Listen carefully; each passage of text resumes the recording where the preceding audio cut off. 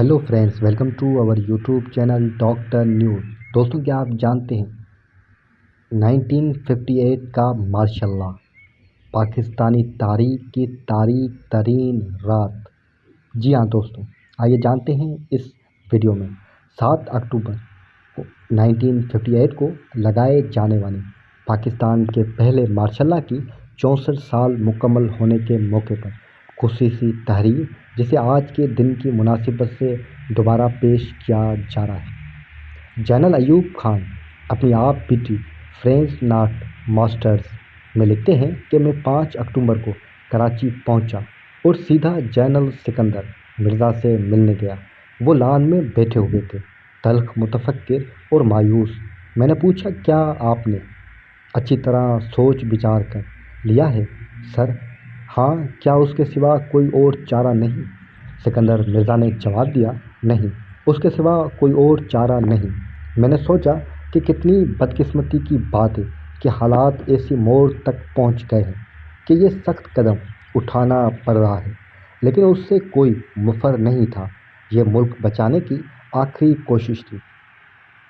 इस गुफ्तगू के 2 दिन बाद 7 और 8 अक्टूबर 1958 की दरमियानी शुभ पाकिस्तान के पहले सदर जनरल सिकंदर मिर्ज़ा ने आइन मुअत्तल, असेंबलियाँ तहलील और सियासी जमायतां कलमदम करार देकर मुल्क की तारीख का पहला मार्शल लॉ लगा दिया और उस वक़्त के आर्मी चीफ अयूब खान को मार्शल लॉ एडमिनिस्ट्रेटर मुकर्रर कर दिया। चूँकि ये पहली कोशिश थी, इसलिए उस अवलीन मार्शल लॉ में मेरे अजीज़ हमवतनों वगैरह के उन्वान से रेडियो टीवी तो खैर अभी आया ही नहीं था, पर कोई तकरीर नहीं हुई।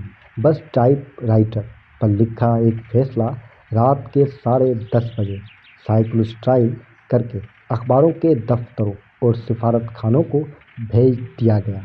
अलबत्ता ये ज़रूर हुआ कि चंद फौजी दस्ते एहतियातन रेडियो पाकिस्तान और टेलीग्राफ की इमारत को घेरे में लेने के लिए भेज दिए गए, ताकि संद रहें और बवक्त ज़रूरत काम आएँ। मुबसरीन की अक्सरियत के मुताबिक यही वो नागज़ीर फैसला था जिसने मुल्क पर ऐसी सियाह रात तारी कर दी, जिसके काले साए आज भी पूरी तरह से नहीं छट सके हैं। सिकंदर मिर्ज़ा की तहरीर करदा फैसले की साइक्लोस्टाइल कापियाँ आने वाले अशरों में बार बार तकसीम होती रही। बस किरदार बदलते रहे, कहानियाँ वही पुरानी रही। मिसाल के तौर पर देखिए कि उस रात तकसीम होने वाले फैसले में रकम था।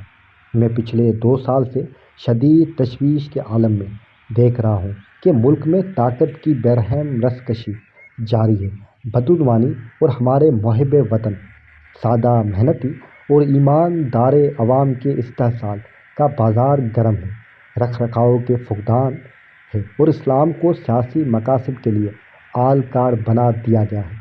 सियासी जमायतों की जहनीत इस दर्जे कर चुकी है कि मुझे यकीन नहीं रहा कि इंतखाबात से मौजूदा दाखिली इंतशार बेहतर होगा और हम ऐसी मुस्तहकम हुकूमत बना पाएंगे जो हमें आज दरपेश लातादार और पेचीदा मसाइल हल कर सकेगी।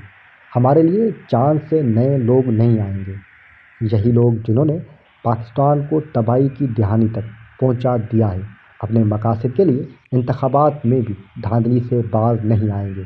ये लोग वापस आकर भी वही हथकंडे इस्तेमाल करेंगे जिन्हें इस्तेमाल करके उन्होंने जमहूरियत का मजाक बना रखा है।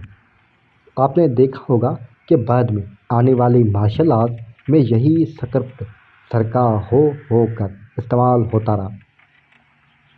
सिकंदर मिर्ज़ा के बकौल जमहूरियत मजाक बनकर रह गई है, लेकिन असल मजाक ये था कि जब ये मार्शल लॉ लगा उसके 3 माह बाद इंतखाबात तय थे। बज़ाहिर ऐसा लग रहा था कि उस वक़्त के वज़ीर आज़म मलिक फ़िरोज़ खान 9 को हुकूमती इत्तेहाद जीत जाएंगे, और ये भी नज़र आ रहा था कि शायद उसके कमरे नहीं बल्कि ज़मीनी अरकान सदर सिकंदर मिर्ज़ा को दोबारा सदर मुंतखब न करें। चुनांचा सदर ममलिकत को आफियत इसी में दिखाई दी कि जमहूरियत ही को राकेट में बिठाकर खिला में रवाना कर दे। उसकी तायद बैरूनी ज़राए से भी होती है। मार्शल लॉ के नफाज से कुछ ही अर्सा कबल बरतानवी high commissioner sir Alexander Simon نے اپنی حکومت کو جو خفیہ مراسلہ بھیجا اس میں دئی تھا کہ صدر پاکستان نے انہیں بتایا ہے کہ اگر انتخابات کے بعد تشکیل پانے والی حکومت میں ناپسندیدہ عناصر موجود ہوئے تو وہ مداخلت کریں گے۔ سر الیگزینڈر نے اسی مراسلے میں لکھا کہ ناپسندیدہ عناصر سے مراد وہ ارکان اسمبلی ہے جو سکندر مرزا کو دوبارہ صدر بنانے کے لیے ووٹ نہ دیں۔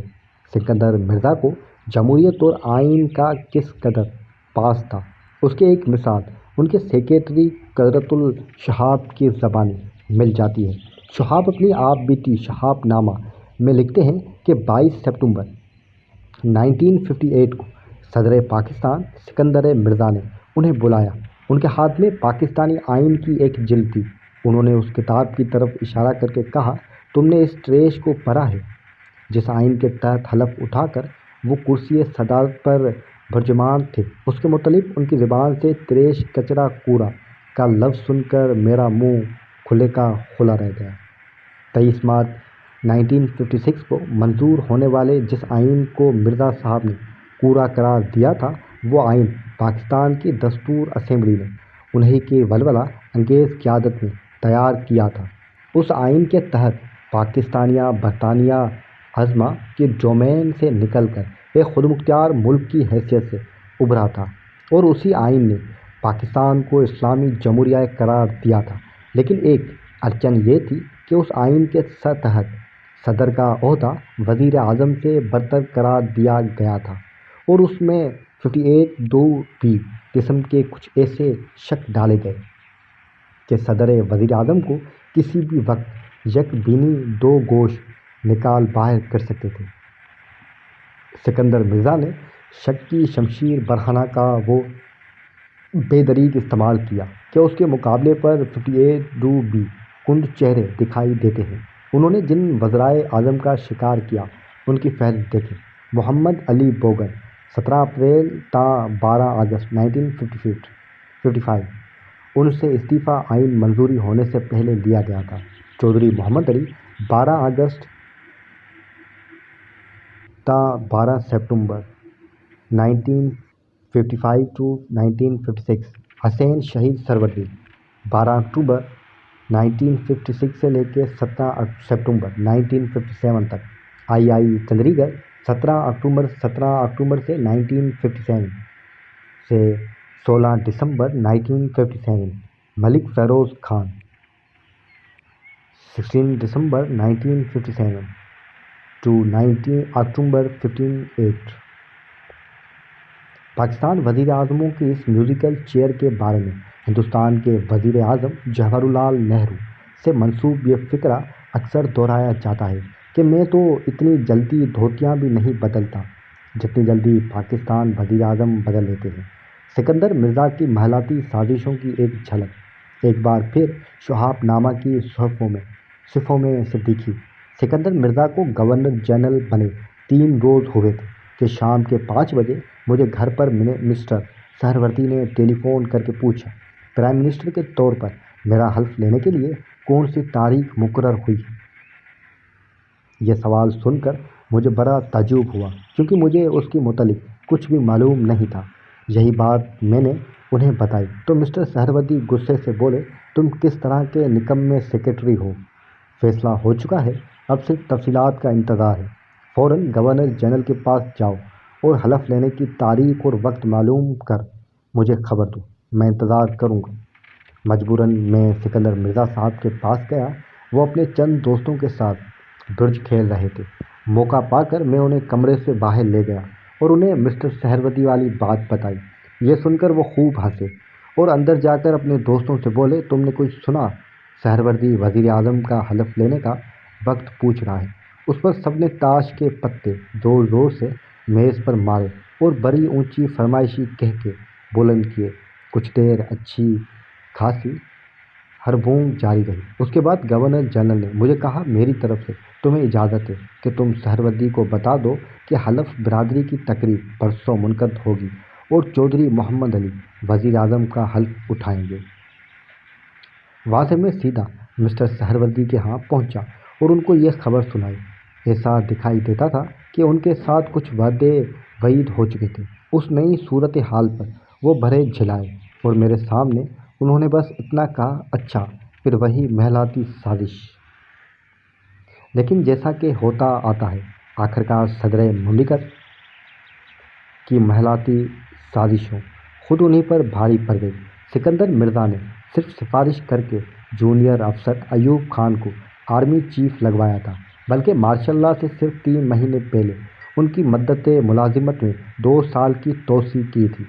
انہی ایوب خان نے مارشل لاء کے 20 دن کے اندر اندر سکندر مرزا کو جہاز میں لدوا کر کھلا تو نہیں، البتہ پہلے کوئٹہ اور پھر برطانیہ بھجوا دیا۔ آپ نے دیکھا ہوگا یہ اسکرپٹ بھی پاکستان میں اتنا چلا ہے کہ گھس پٹ گیا ہے کہ جو جس آرمی چیف کو لگاتا ہے وہی اس کے قدموں تلے سے قالین کھینچ لیتا ہے۔ تو کون تھے یہ مبینہ باطنی محلاتی سازش ساز سکندر مرزا، جنہوں نے پاکستان وزارت عظمیٰ کو دھوتی بنا کر رکھ دیا تھا؟ ان کے تعارف میں سب سے پہلے جو بات کہی جاتی ہے وہ یہ ہے کہ سکندر مرزا میر جعفر کے پرپوتے ہیں، وہی میر جعفر جنہوں نے 1757 میں پلاسی کے میدان میں بنگال کے حکمران سراج الدولہ کی انگریزوں کے ہاتھوں شکست میں کلیدی کردار ادا کیا تھا، اور جن کے بارے میں علامہ اقبال کہہ گئے تھے، جعفر از بنگال و صادق از دکن، ننگ آدم ننگ دین ننگ وطن۔ انہیں سکندر مرزا کے صاحبزادے ہمایوں مرزا نے ایک کتاب لکھی ہے، فرام پالیسی ٹو پاکستان، جس میں انہوں نے حیرت انگیز طور پر کچھ اور ہی کہانیاں بیان کی ہیں۔ صاحب کتاب نے سراج الدولہ کو بدمزاج اور بے رحم ٹھہراتے ہوئے لارڈ کلایو کے ہاتھوں شکست کا ذمہ دار خود انہی کو قرار دیا، تو دوسری طرف یہ عجیب و غریب مماثلت ڈھونڈنی ہے کہ جن لوگوں نے سراج الدولہ کو تخت پر بٹھایا تھا، مراد اپنی جد امجد میری جعفر سے ہے، انہوں کے ساتھ نوجوان حکمران نے بے وفائی کی۔ وہ آگے چل کر لکھتے ہیں کہ اس جنگ کے تقریباً ٹھیک 2 سال بعد بنگال کی تاریخ کراچی میں دہرائی گئی، اور میر جعفر کے پرپوتے سکندر مرزا نے جس ایوب خان کو پروان چڑھایا تھا، اس نے اپنے محسن کے سر سے تاج صدارت نوچ لیا۔ سکندر مرزا برصغیر کے پہلے فوجی افسر تھے جنہوں نے برطانیہ کے مشہور زمانہ سینڈرہرسٹ میں واقع امپیریل ملٹری اکیڈمی سے تربیت پائی تھی، لیکن ملک لوٹنے کے بعد انہوں نے سول لائن کو ترجیح دی اور شمال مغربی سرحدی صوبے میں پولیٹیکل افسر بھرتی ہو گئے۔ پاکستان بننے کے بعد لیاقت علی خان نے انہیں وزیر دفاع مقرر کیا۔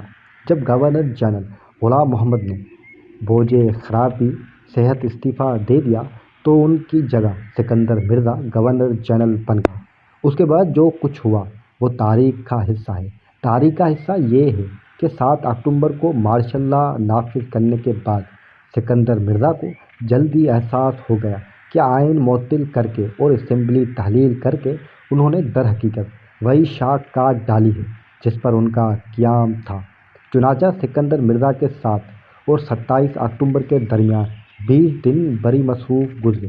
اس دوران انہوں نے پہلے تو فوج کے اندر ایوب مخالف دھڑوں کو شہ دے کر ایوب خان کا پتہ صاف کرنے کی کوشش کی۔ جب اس میں ناکامی ہوئی تو 24 اکتوبر کو ایوب خان کو چیف مارشل لاء ایڈمنسٹریٹر کے عہدے سے الگ کر کے وزیر اعظم بنا ڈالا، لیکن ایوب خان کو برابر سکندر مرزا کی محلاتی سازشوں کی اطلاعات ملتے رہے۔ وہ فرینچ ناٹ مسٹرز میں لکھتے ہیں، ہمیں اطلاعات ملے کہ ان کی بیوی بیگم ناہید مرزا ان سے ہر وقت لڑتی جھگڑتی رہتی ہے کہ جب تم نے ایک غلطی کر ہی دی ہے تو اب ایوب خان کا بھی صفایا کر دو۔ میں ان کے پاس گیا اور کہا، آپ چاہتی کیا ہیں؟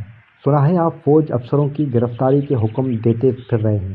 انہوں نے تردید کی، آپ کو غلط خبر ملی ہے۔ میں نے کہا، دیکھیے، یہ عیاری اور چال بازی ختم کیجیے، ہوشیار رہیں، آپ آگے سے کھیل رہی ہیں، ہم سب آپ کی وفاداری کا دم بھرتے ہیں، پھر آپ ایسی شرارتیں کیوں کر رہی ہیں؟ ایوب خان نے بھی بھانپ لیا کہ اگر آئین نہیں ہے تو پھر صدر کا عہدہ چی مانا داردہ، آئینی شاخ نہیں تو پھر صدراتی آشیانہ کیسا؟ 27 اکتوبر کی رات جنرل برقی، جنرل اعظم اور جنرل خالد شیخ سکندر مرزا کے گھر پہنچ گئے۔ ملازموں نے بہترا کہا کہ صاحب اس وقت آرام کر رہے ہیں، لیکن جنرل اتنی آسانی سے کہاں ٹلتے ہیں۔ انہوں نے سلیپنگ گاؤن ہی میں صدر سے پہلے سے ٹائپ شدہ استعفے پر دستخط لے لی اور کہا کہ اپنا سامان اٹھا لیں، آپ کو ابھی اس وقت ایوان صدر سے نکلنا ہوگا۔ سکندر مرزا نے اپنے عہدے کے بارے کچھ بحث کرنے کی کوشش کی، لیکن بیگم ناہید ایک بار پھر زیادہ معاملہ فہم ثابت ہوئی اور انہوں نے صرف اتنا پوچھا، مگر میری بلیوں کا کیا ہوگا؟ امید ہے دوستو آپ کو یہ ویڈیو پسند آئی ہوگی۔ ویڈیو پسند آئی ہو تو ویڈیو کو لائک کر دیجیے گا، بیل آئیکن کو دبا دیجیے گا۔ ملتے ہیں اگلی ویڈیو میں۔